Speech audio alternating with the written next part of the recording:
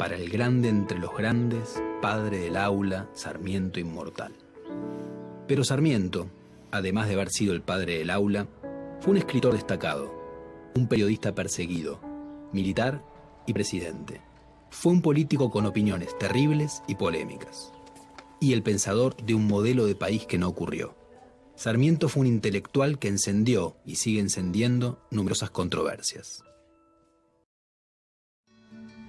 Domingo Faustino Sarmiento nació el 15 de febrero de 1811 en la ciudad de San Juan, centro de una región que había sido próspera durante el período colonial, pero que a fines del siglo XVIII había sufrido la crisis de la agricultura de la vid, que no pudo competir con los vinos que se importaban de España.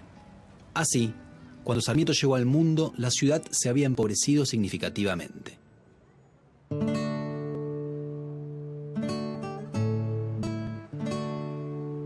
Su casa estaba ubicada en el Carrascal, que era en ese entonces uno de los barrios más humildes de San Juan.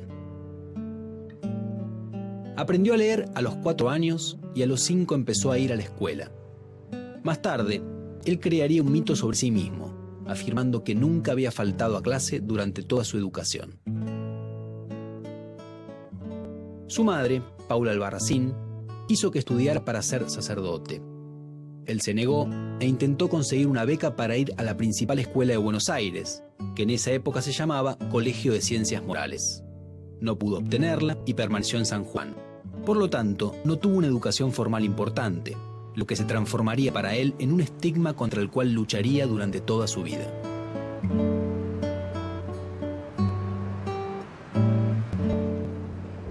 A los 16 años, Sarmiento empezó a participar en los conflictos militares interprovinciales. Se enfrentó a las tropas del ascendente caudillo riojano Facundo Quiroga, y cuando este se apoderó en 1831 de San Juan, Sarmiento se exilió en Chile, donde trabajó como maestro. Volvió a San Juan en 1836 y fundó el periódico El Sonda. Las críticas de Sarmiento hicieron que el gobierno sanjuanino le quitara su apoyo al periódico y este tuviera que cerrar. Enfrentado con los federales, y en particular con el proyecto político del gobernador de Buenos Aires, Juan Manuel de Rosas, Sarmiento se fugó otra vez a Chile en 1840. El gobierno chileno lo envió en 1845 a recorrer diversos países europeos y americanos para que estudiara diferentes sistemas educativos. En el libro Viajes, vertió sus impresiones y publicó también una obra sobre educación popular. Vuelto a Chile, siguió combatiendo a Rosas desde distintos periódicos. Educación Popular es un libro que nace como un diario de viajes. Es el viaje que Sarmiento realiza por los países europeos, por Estados Unidos, enviado por el gobierno de Chile. En esa época, estamos hablando de 1847, 1848, Sarmiento era un exiliado político en Chile, era director de la Escuela Normal, formación de maestros chilenos en Santiago, y el gobierno chileno lo envía a Europa para estudiar los sistemas educativos europeos y ver qué de eso se podía aplicar en nuestras tierras. Cuando se organizó la Gran Alianza contra Rosas, Sarmiento se sumó a ella y estuvo en la Batalla de Caseros, que puso fin al régimen rosista en 1852. Sarmiento participó activamente en la agitada vida política de los años que siguieron a ese momento. En 1862 fue elegido gobernador de San Juan, pero renunció a los 2 años por diferencias con el gobierno nacional. En 1864, el presidente Bartolomé Mitre lo nombró ministro plenipotenciario argentino en Estados Unidos. En su ausencia, fue propuesto como candidato a la presidencia de la nación por grupos rivales a Mitre y fue elegido para el período 1868-1874. Al dejar el poder, siguió vinculado a actividades públicas. Fue director general de escuelas de la provincia de Buenos Aires en 1875 y más tarde senador por la provincia de San Juan. En 1879 fue por muy poco tiempo ministro del Interior y luego fue superintendente general de escuelas del Consejo Nacional de Educación. En 1888 se trasladó a Paraguay para evitar el invierno de Buenos Aires. Murió allí el 11 de septiembre.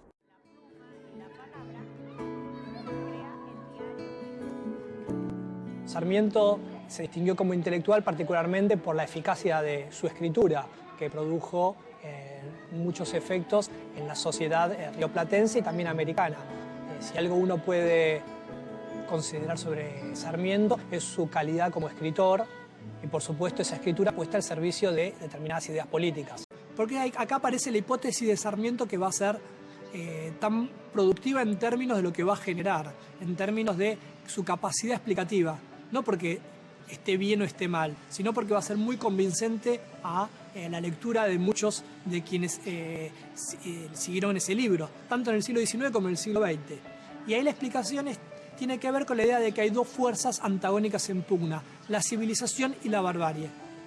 En este caso lo que él tiene que explicar es la barbarie, que vendría a estar encarnada en una figura paradigmática o arquetípica que es Facundo Quiroga. Una de las características de Sarmiento como escritor que se puede ver ahí es su carácter prolífico.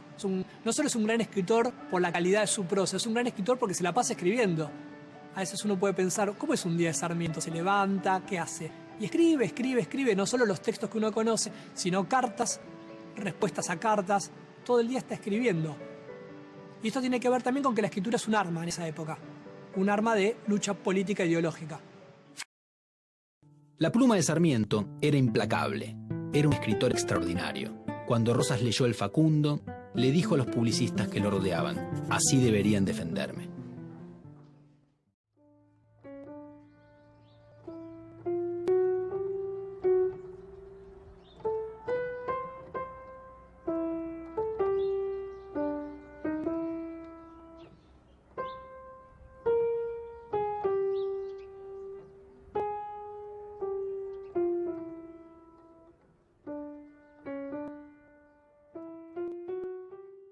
En términos didácticos, Sarmiento no es un pedagogo, ni pretende serlo, pero tiene algunos aspectos importantes que, por ejemplo, el gran respeto al maestro. El centro del proceso de enseñanza-aprendizaje es el maestro.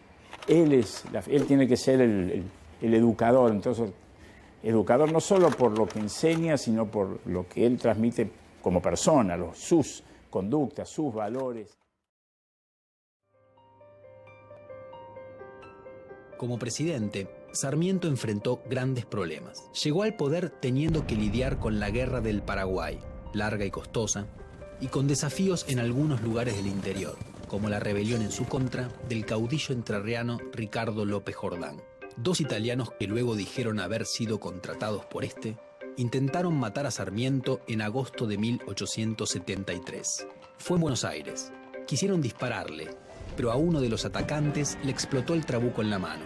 El presidente no escuchó nada porque para ese momento se había vuelto casi totalmente sordo. A la vez, Sarmiento gobernó muy solo. No tenía un partido ni muchos apoyos en el Congreso. Esta debilidad hizo que muchos de los planes que había presentado años antes no fueran impulsados desde el gobierno. Por ejemplo, sus propuestas sobre la propiedad de la tierra no se aplicaron. Sí pudo dar impulso a otras cosas, como el alambrado de los campos, la realización del primer censo de población de la historia argentina, el aumento de las líneas de ferrocarril y el desarrollo del telégrafo. La obra de Sarmiento no puede dejar de ser polémica, incluso hasta por su magnitud. Si uno mira, las obras completas de Sarmiento ocupan más de 50 tomos. Creo que hoy estamos en condiciones de mirar a Sarmiento con una perspectiva más distante y que nos permita dejar de lado esos aspectos que forman parte de las contradicciones de un hombre que evolucionó, que fue un gran combatiente, en el sentido que entonces pudo haberse equivocado, y recuperar lo mejor de su tradición, que es esta apuesta fuerte a la educación popular. Y la pasión. Lo que uno puede más admirar en Sarmiento es esa pasión por llevar adelante sus ideas. A veces uno piensa que las cosas no son posibles, porque son muy difíciles. Bueno, Sarmiento siempre llevaba el límite de lo posible al extremo. Por eso era desmesurado. Y esa parte desmesurada del pensamiento sarmientino tiene su valor, tiene una gran importancia, Y yo creo que eso es lo que a mí más me atrae, más admiro y también más le envidio, porque hay que tener mucha capacidad para ponerle tanta pasión a las cosas como le puso él. Si el 11 de septiembre es el Día del Maestro, es porque el aspecto educativo de la obra de Sarmiento es el que más efectos tuvo en Argentina. Como gobernador de San Juan, dictó una ley que hacía la enseñanza primaria obligatoria y creó varias escuelas de distinto tipo que se conservan hasta hoy.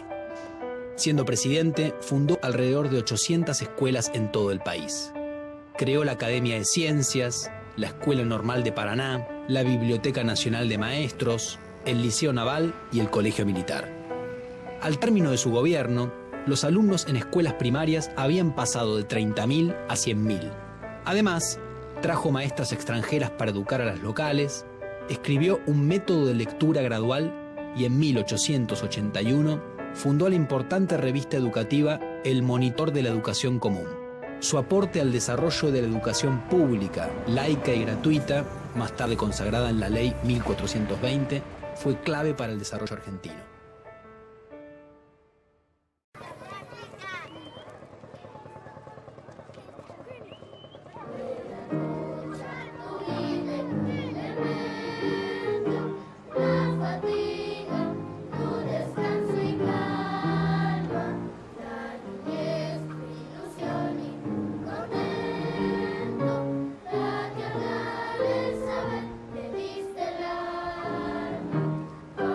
Luz.